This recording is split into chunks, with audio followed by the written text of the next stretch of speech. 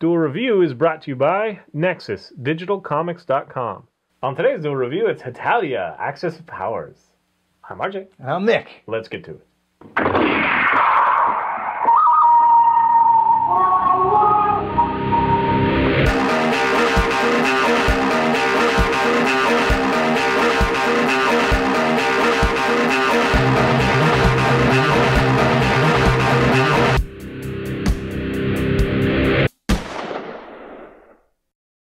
Welcome to Thursday, the 16th of February. We're doing Hetalia, Axis of Power. Axis Powers. Axis Powers. Yes. This is a really funny show. Yeah. It's kind of annoying because they're really tiny episodes. Yeah, like 5 minutes. And they were originally web episodes. Well, they tried to release it and then they couldn't, so they did web episodes. Blah, blah, blah.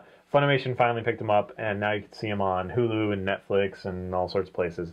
It is a very stereotypically charged history lesson in an anime. Right. Axis Powers kind of says it all. Right. Basically, Axis of evil. Basically, they personify every nation. Right. So a character represents a country. So right. You have France, you have Spain, you have Italy. And each character takes Germany. The stereotypes of that country and just emphasizes them in the character. They're equal opportunity haters, as I say. Yes. And it's really fun. If you can just, whatever. They make fun of Americans, big deal. They make fun of, whatever. It doesn't matter. It's really funny. And it's very astute. And you actually might learn something about history, because it is really good at it's explaining the history. It's really funny. So it kind of follows Italy, Japan, and Germany. Mostly Italy and Germany. Right. They are, the axis of evil. It's during World War II.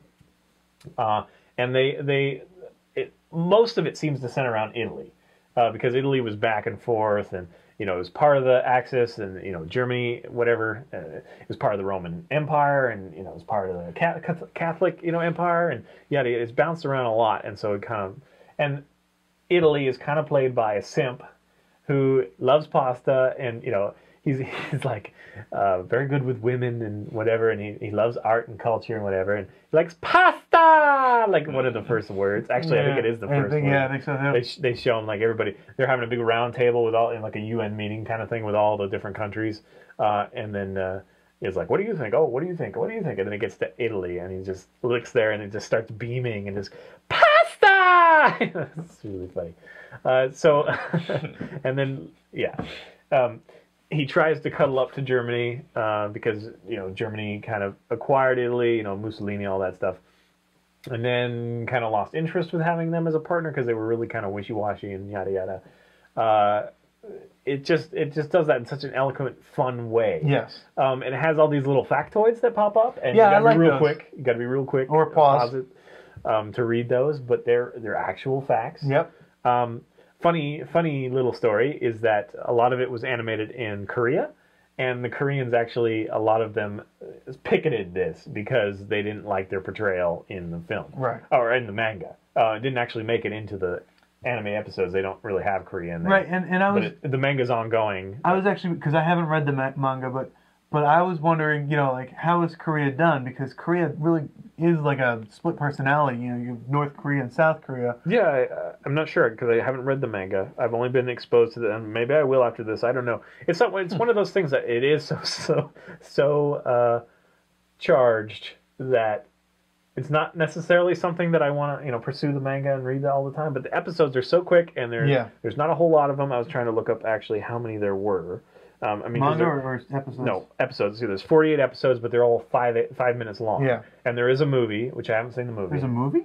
Yeah, I haven't seen it, but they're really fun. They kind of feel like they were just in between other shows, like on TV or something. But like because they're webisodes. Yeah, and it's funny, and it's after each episode, there's also Chibitalia, which is just.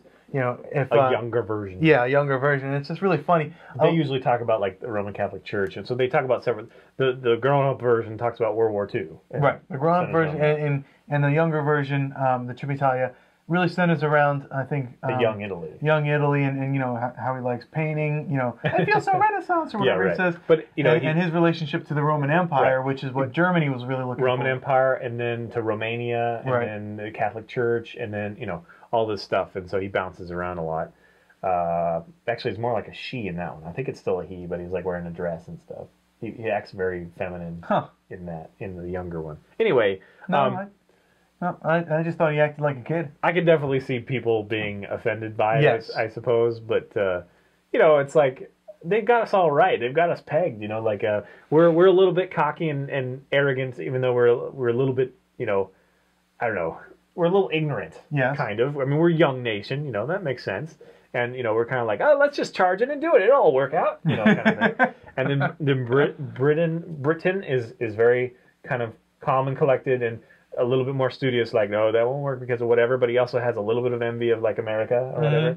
And then, you know, like, France is like, you know, he wants to stick his nose in. Like, how could I be part of this and still make fun of you? You know, like, he's, like, better highfalutin or whatever, and he's really into, you know. And I think the whole time Russia's asleep, right? I think Russia's sleeping for the most of it. Russia's kind of out of it, and in China, yeah. Anyway, and then like Japan is very, you know, collected and very serious, and doesn't want, you know, the wrong image of him going out or whatever. And then like Germany is very brash and, you know, let's just do it, you know, whatever. And Italy, I don't know a whole lot about Italy, so maybe they're a little bit heavy-handed in that they needed a simp.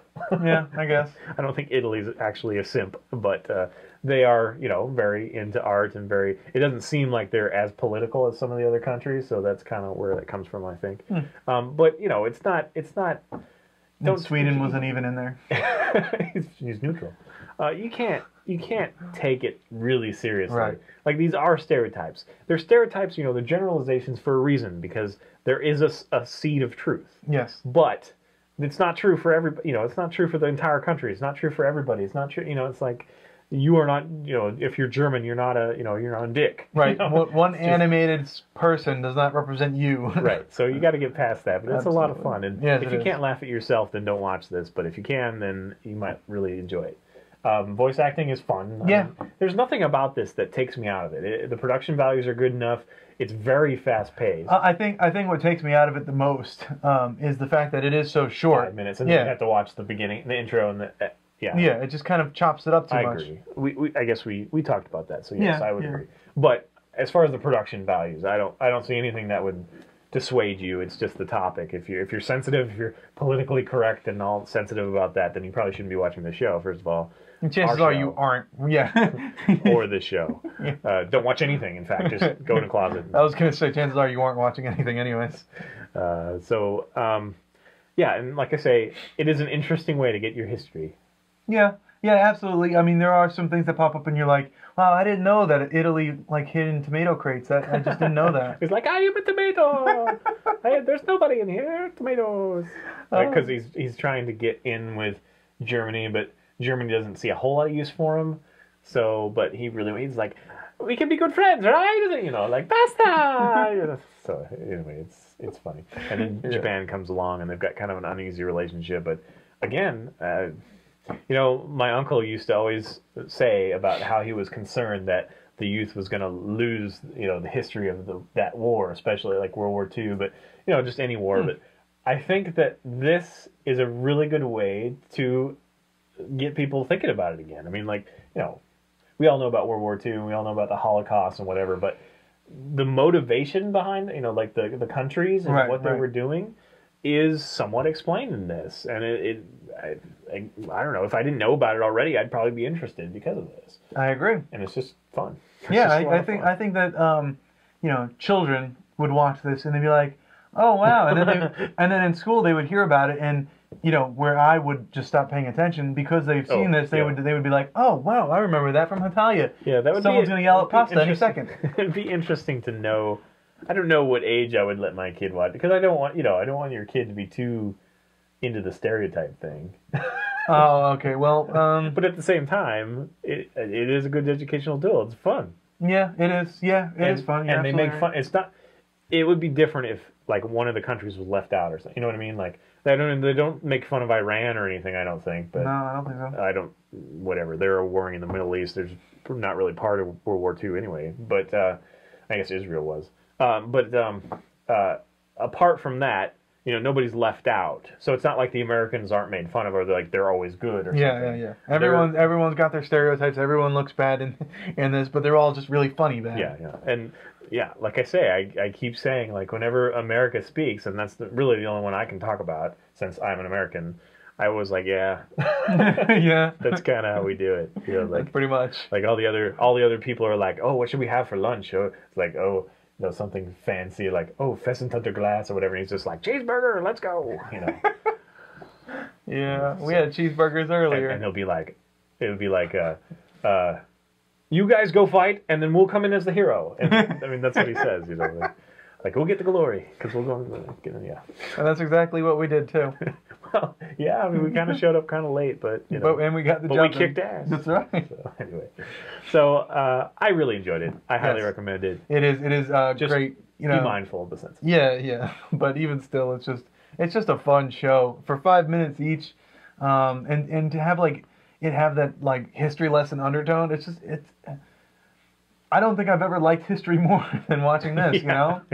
Yeah. Outside of anything that has to do with dinosaurs, this is the best history lesson I've ever had. You know, and I'm usually all for very heavy some of the video games that do it well, that are just, you know, the war is very heavy. And the last one that they did with like the Japanese side of things, I forget what it was called. I think it was Call of Duty. Anyway, that was very serious take, and like Schindler's List, but I mean, like, there's like Night and Fog, which I don't recommend. It's like actual Nazi footage and all that stuff.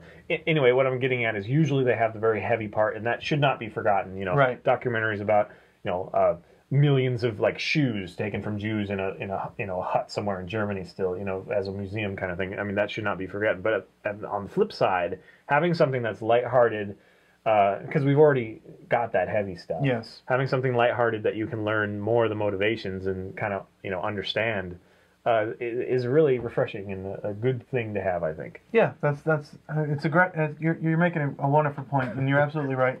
Because before Hetalia, everything that I knew about World War II was just, you know, it was hell, you know, and that's everything that I knew. But now this is, you know, kind of it's sad to say, but it made a World War II kind of cheerful in a way. Well, kind of funny. It's just easier to get past the horrible stuff just to see the motivation. Right. To see what really happened, because that's what we need to know too. So we don't make the same mistakes. And you know, if you don't like your stereotype, then start changing it. You know what I mean? Like, yeah. Anyway, but it doesn't make fun of World War II. No, not really. I mean, it makes fun of the countries. But it makes fun of, like you said, it makes fun of the motivation of the countries. It is responsible in telling our history, the history of this. But it does it without being disrespectful to what actually happened. Yeah. And at the same time, this is like belittle Jews or something. Right. And I think that's why this little show works so well. Well, and they also do a good job of keeping some of the victims out. Like Poland's not in there, you know what I mean? Like, and Israel's not in there. Although that would have been interesting because they were part of the UN and whatever. Anyway, so yeah, go check it out. Yes, it is fun. It is fun. Chances are you'll even forget that you're watching something about World War II. Yeah. Just get ready with the clicker because the 5 minutes each, and you want to skip the beginning and ending, but don't miss Hetalia because that's fun too. Yeah, it is fun. All right, guys. Follow us on Facebook, subscribe on YouTube, show us what you think, or tell us what you think. If you're going to Emerald City Comic Con, please let me know. And yeah, bye. That's it. No. Yes.